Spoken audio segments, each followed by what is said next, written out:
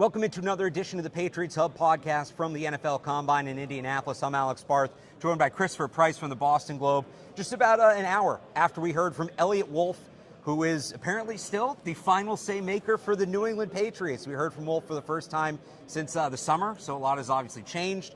New in the front office, obviously a bunch of new coaches, but it seems like, Chris, at least based on what Wolf said, he still has that crucial final say when it comes to the Patriots roster. You surprised? Yeah, I'm a little bit surprised. I do think he has done well to kind of incorporate himself, kind of insulate himself with the crafts. That's what one person told me a little bit earlier this offseason. So I don't think it's a huge surprise, but there's still the fact that they finished 4-13 last year. They cleaned house, got rid of almost the entire coaching staff. They bring the GM back. I will say this today, there was an impressive level of culpability that he displayed. He said, look, this roster, it was all on me. Free agency, all on me last year. The misfires in the draft, it's all, he didn't say it's all my fault, but he basically came out and said, look, you put it at my feet.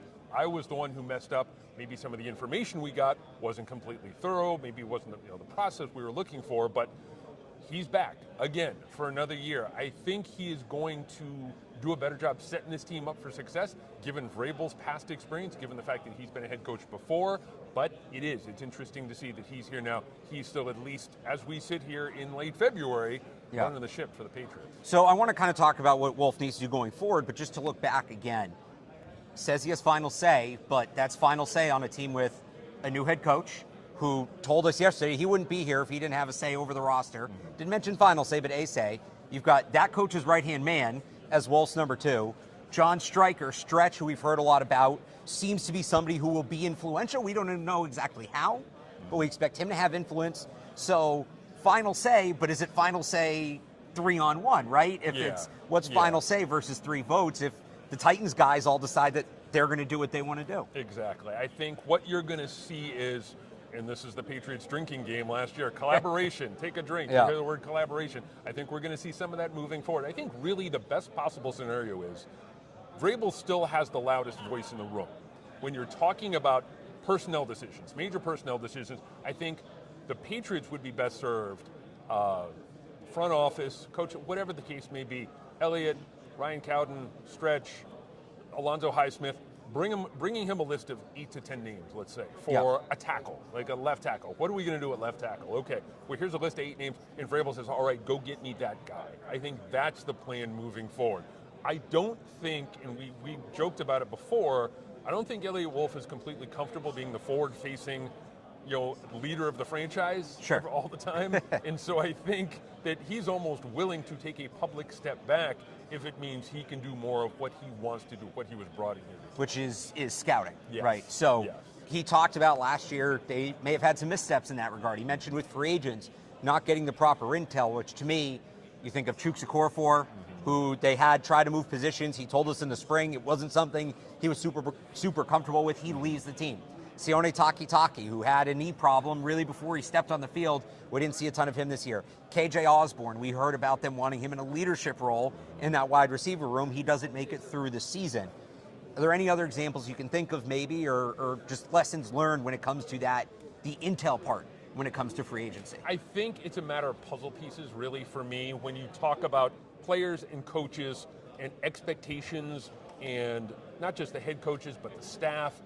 I don't think any one of them were in sync over the course of the entire year. You can point specifically to the offensive line, Chuks Okorafor, Scott O'Brien. I know that wasn't a great mix, and they went in maybe with a heightened sense of expectation as to what Okorafor could or couldn't do. I don't want to put the whole thing on Chuks Okorafor, the collapse of the offensive line. No, I mean, he got... But it was a domino effect. He got put in a bad spot. It was them putting him in... To your point, Will said, the free agent class didn't hit the expectations they wanted them to hit. They put some guys, I think they put unrealistic expectations on some guys. So it's not, and this was a theme I said throughout the year, were players making mistakes? Absolutely. But there were, how many times you looked at it and, a player would look bad, but it wasn't necessarily the player doing something wrong. They were kind of put in a situation where they couldn't win. To that point, Wolf also talked about the draft and kind of some of the lessons learned from last year. Said they didn't get as much out of the draft class as they expected, which you would hope they expected more than that, but singled out Jalen Polk and said that they put too much on his plate too early and it stunted his growth. That was the phrase Wolf used, stunted his growth. The two sides have talked about it, so they're expecting more, but that is, I think, another lesson learned. You can't just draft the right players. It's about player development. Yeah. And when you have a guy like Drake May, you didn't stunt his growth last year, not a ton anyway, but you now know what stunting a player's growth looks like, and that's something they need to be very, very cognizant of. Two things on the Jalen Polk thing. I thought it was interesting that we did not hear Javon Baker's name mentioned in that conversation. I thought that the expectation level for Jalen Polk is higher, and it should be. It should be higher. Yeah, second-round pick. Because he's a second-round pick, and I think you can put some on his plate. I think they overestimated as to what they could do, and that kind of goes back to what we were talking about before with expectation. Second thing, I want to ask you about this.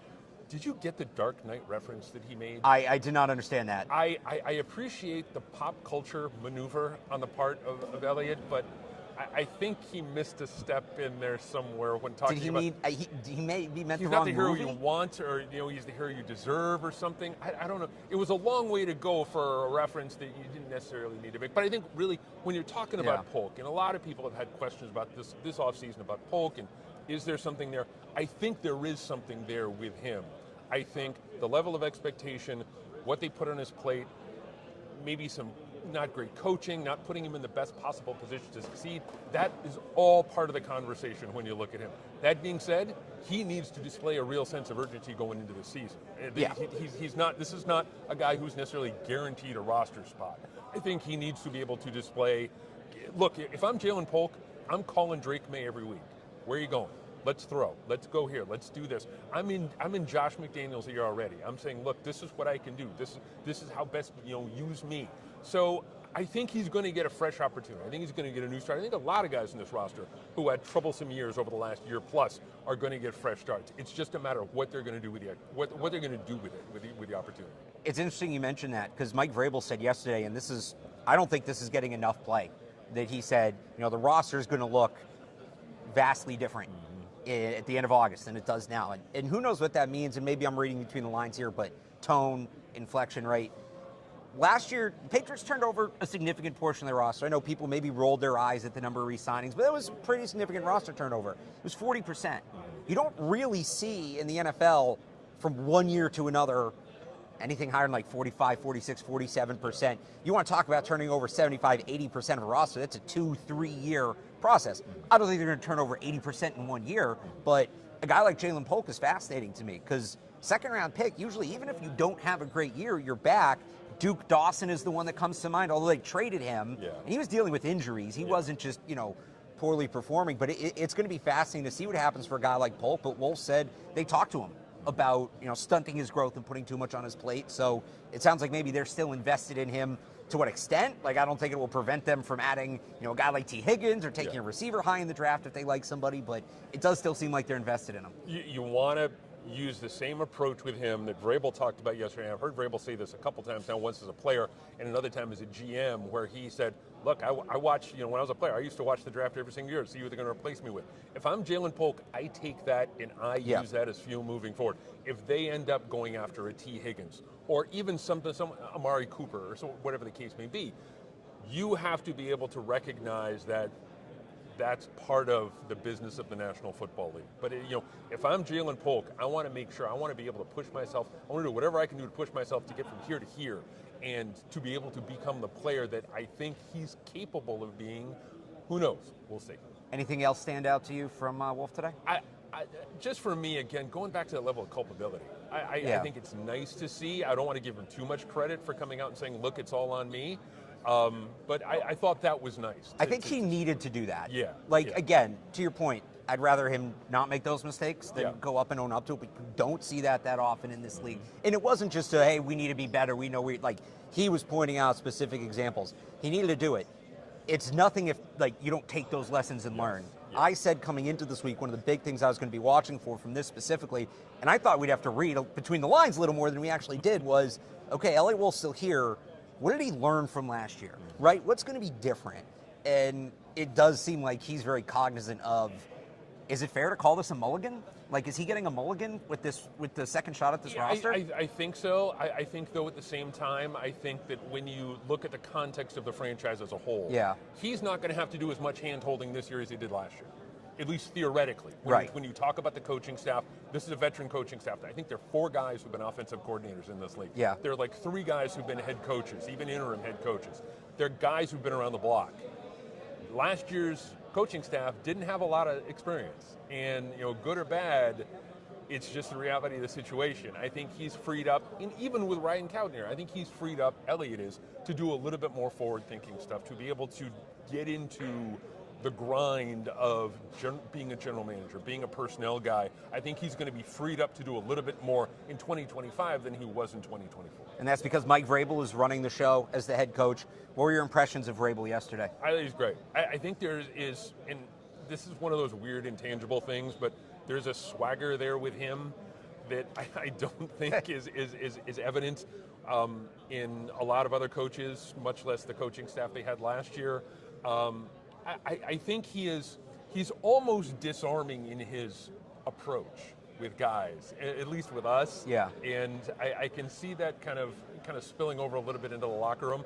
Again, I'll go back to the thing before, where it's like, look, I used to watch the draft every single year to see who they were going to replace me with. I love that phrase because it just speaks to the level of competition. We asked him that yesterday about the level of competition that needs to exist in the locker room to be able to make yourself a better team. And you have to have that. You have to understand that. And it's funny, you would think that most guys in the National Football League, that would be second nature to them. But right. I had to go on social media yesterday and explain to people, like, look, there's a sense of entitlement. There's a sense of, well, I'm not going to get my position taken by a youngster or a rookie or whatever the case may be. It's all about moving the train forward, and I think he's really good at that. And again, I'll go back to the idea. It feels like there is a veteran presence where things have become stabilized. I'm not saying that all of a sudden he's going to turn it around and they're going to be back in the playoffs this year, but they are in a far better position to succeed in 2025, given this roster, given this coaching staff, and honestly, given the schedule going into 2025, than they were at this point last year. How different with him in charge, because it's the story of the day, does that report card look like next year? Like, how much of that was, because and it's not to, like, they need to be better in a lot of regards, but I also think it's notable that the team that had the biggest improvement was the Washington Commanders, right? Winning fixes a lot. How much of that is Vrabel going to fix by his culture?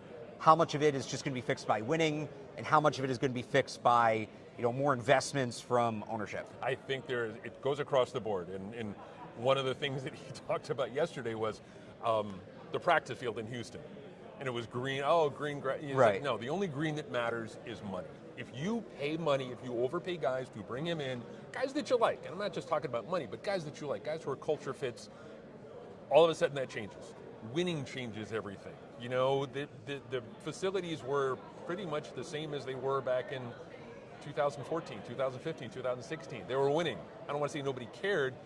The locker room was still a little rough, in terms of the facilities perspective. You talk to guys, the weight room was still a mess 10 years ago, but it wasn't that much of a big deal because they were winning, they were a success.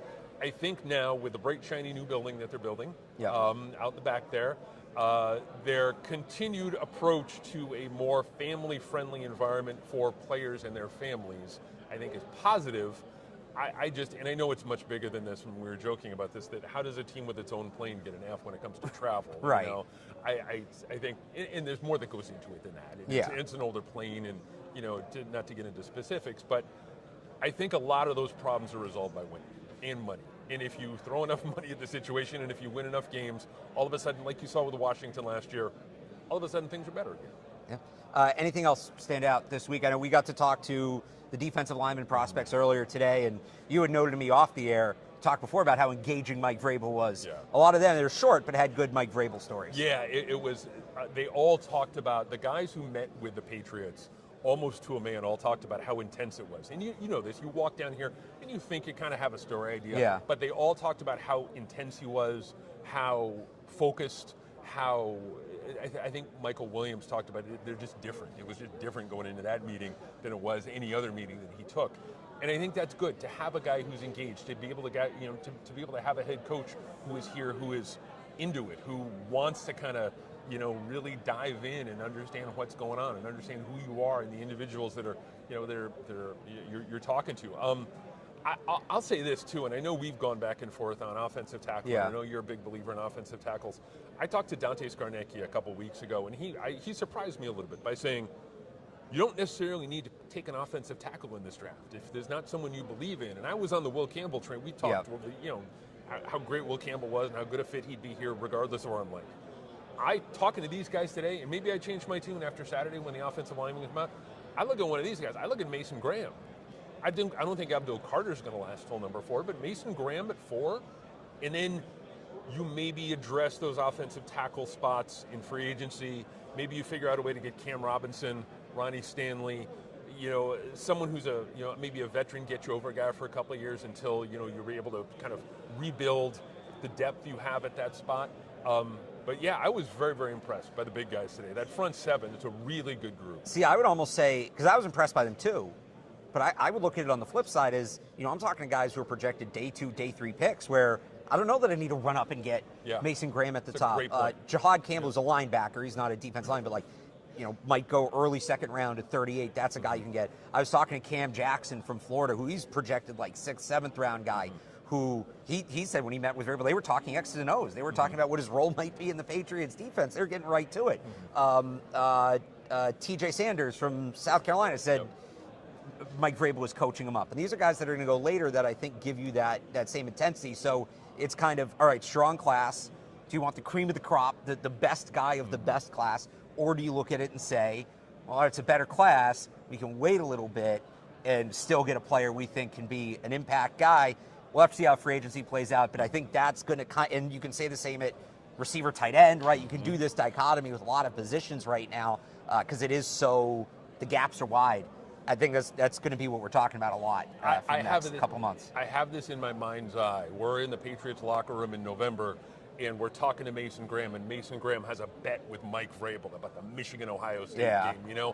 I can see this happen. I can see this start to develop. There's a lot of ifs here, but work with me. If you have a healthy Christian Barmore, and you have an engaged Keon White, and you have Devon Godshaw, Mason Graham, all of a sudden that front 7, you have a healthy... you have some pieces there, You have some real pieces there that are capable of taking this defense from here to here if they're all there, if they're all healthy, if they're all engaged. You add a guy like Graham to that mix, again, with this schedule coming up in 2025, that's a good group. That's a group that could really make an impact. No, again, a lot of it, as you mentioned, we have to see how free agency shakes out. I also think, too, that we're not talking enough about, possible trades, how that all might kind of come together for this team. But I guess ultimately it kind of goes back to the original thought is this team is far more set up for success going into 2025 right now than they were in 2024. I'm not saying that they're going to be a playoff team, but I think they can be playing important games in November. Christopher Price of the Boston Globe, thanks so much for joining us. My pleasure. Take care.